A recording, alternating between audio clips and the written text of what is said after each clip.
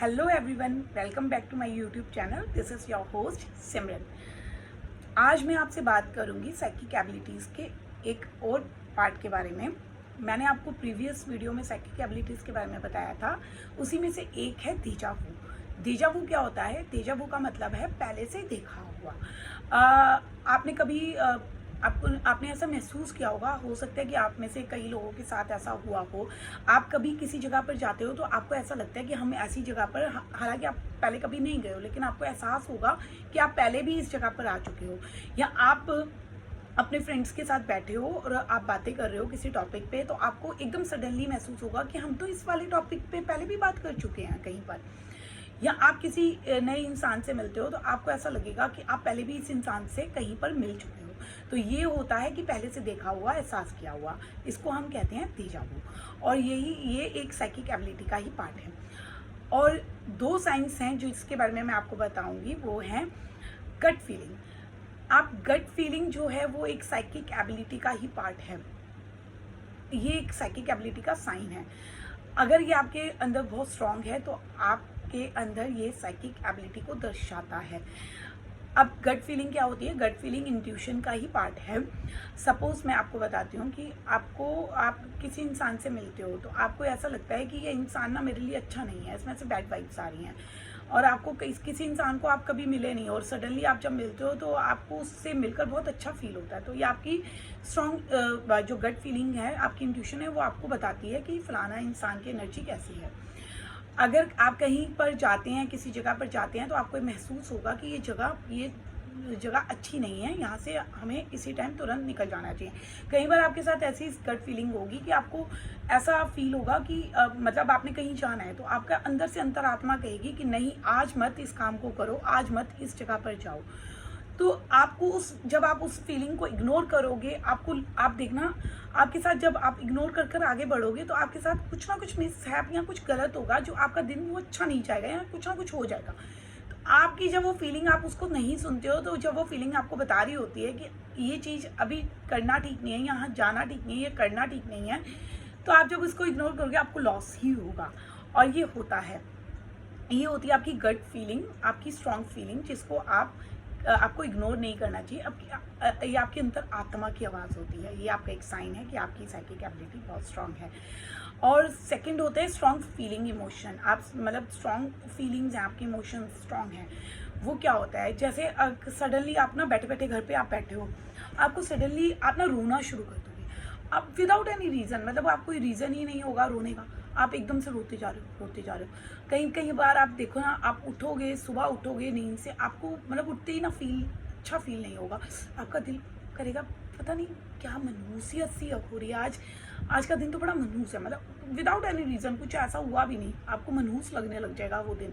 आपको अच्छा फील नहीं होगा, आपको बैड फीलिंग्स आएंगी, आप रोने लग जाओगे विदाउट एनी रीज़न। तो ये कोई साइकिक मतलब उसका साइन नहीं है कि आपके साथ कोई दिमागी उलझन है, ऐसा कुछ नहीं है।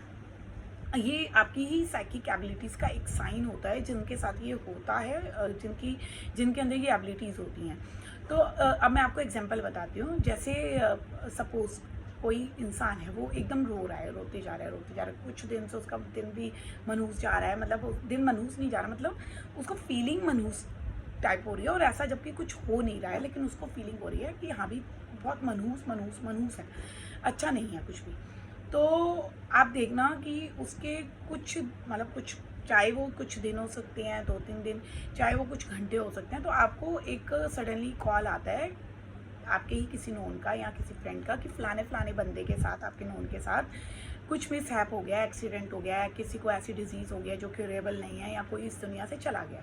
वो होने से पहले ही आपके साथ ये फीलिंग्स होनी स्टार्ट हो जाएंगी। तो ये होती है स्ट्रॉन्ग फीलिंग इमोशंस होते हैं, जो ही साइकिक एबिलिटी का एक दूसरा साइन है। अब जो साइकिक एबिलिटी है वो आपके साथ मैं 2 तरीके बताऊंगी जो आप कैसे एनहेंस कर सकते हैं। पहला जो है वो है लोगों की एनर्जीज को रीड करना। एनर्जी, आप किसी लोगों की एनर्जी को कैसे रीड करते हैं, जैसे सपोज आपका सामने वाला पर्सन है, आप उसको जानते नहीं हैं या आप उसको जानते भी हैं, तो आप उसकी एनर्जी को रीड करने की कोशिश करेंगे। आप क्या करेंगे, आप अपने अंतरात्मा में कहेंगे, अपने मन में कहेंगे कि मेरे को इस एनर्जी को रीड करना है, इस इंसान की। आप किसी से मिलते हैं, आप उसको देखते हैं, आप उससे बात करने का तरीका देखते हैं, आप उसको वहाँ पे कि वो किस अंदाज में, किस तरीके से आपसे बात कर रहा है, और उसकी एनर्जी को रीड करने की कोशिश कीजिए कि हाँ भी वो जो उसकी एनर्जी है वो आपकी एनर्जी को कैसा फील करा रही है। नेगेटिविटी आ रही है उससे, पॉजिटिविटी आ रही है, आपको उससे बात कर कर कैसा फील हो रहा है। आप ये है कि आप जैसे आप बात कर रहे हैं तो आपका दिल कर रहा है कि बस मैं इस बंदे से अब और बात ना करूं, ये बंदा अब जाए, मेरे को इधर से भागना है।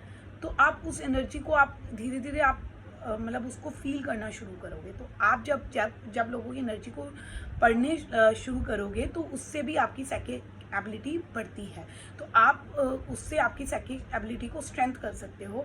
तो आप जो है लोगों की एनर्जीज को पढ़ना, रीड करना शुरू करें, तो उससे भी आपकी साइकिक एबिलिटी एनहेंस होगी। सेकंड जो है वो ये है, जो सेकंड इसका जो तरीका है वो ये है कि आप पहले से विजुलाइज करें कि चीज़ों को, कि आप पहले से देखना शुरू करें, विजुलाइज करें, और उसके बाद में मतलब ये फलानी जगह है, मैं अगर यहाँ पे जाऊँगा, मतलब आप कभी वहाँ गए नहीं हैं लेकिन आप पहले से उसको विजुलाइज करना शुरू कर देते हैं कि वो जगह कैसी है, वहाँ पे क्या होगा, कहाँ पर क्या चीज़ पड़ी होगी, यहाँ क्या, मैं किसी प्लेस पे जा रहा हूँ तो वहाँ पे कहाँ पे पेड़ होंगे, कहाँ पर हरियाली होगी, कहाँ पर कैसे होगा, कहाँ बिल्डिंग्स होंगी, क्या होगा, वो आप विजुलाइज करना शुरू करते हैं। तो ये आपकी जो विजुलाइजेशन है ये आपकी साइकिक एबिलिटी को बढ़ाता है।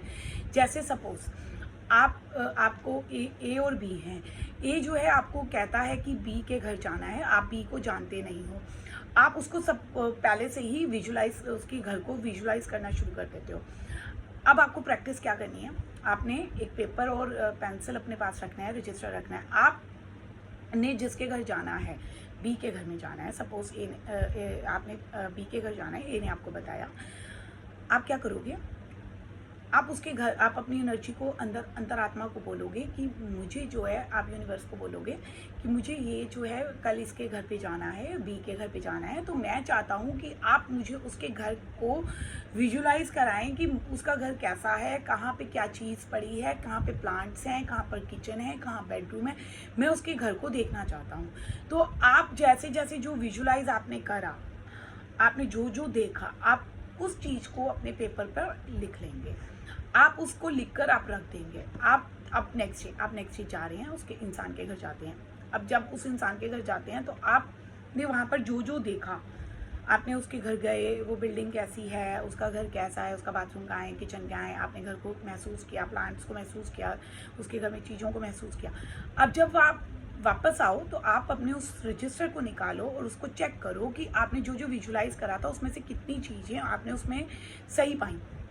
स्टार्टिंग में आपके साथ ये हो सकता है कि ना हो, बिल्कुल ना हो सकता है कि एक दो साइंस आपको मिल जाएं, आपको लगे जो आपने देखा, आपने विजुलाइज करा, जो परमात्मा ने आपको दिखाया है, आपकी एनर्जी ने आपको दिखाया, वो उसमें से वो चीज़ें मिल गई।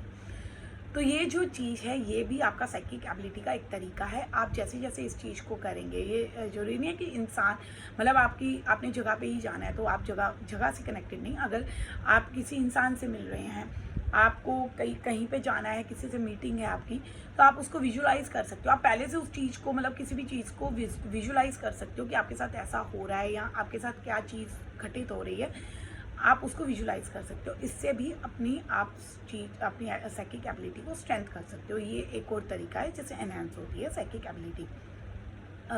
और बाकी जो और भी तरीके हैं, मैं आपको इसके बारे में आपको आने वाली वीडियोस में बताऊंगी कि कैसे आप साइकिक एबिलिटीज़ को एनहांस कर सकते हैं और कौन से साइंस होते हैं साइकिक एबिलिटीज़ के।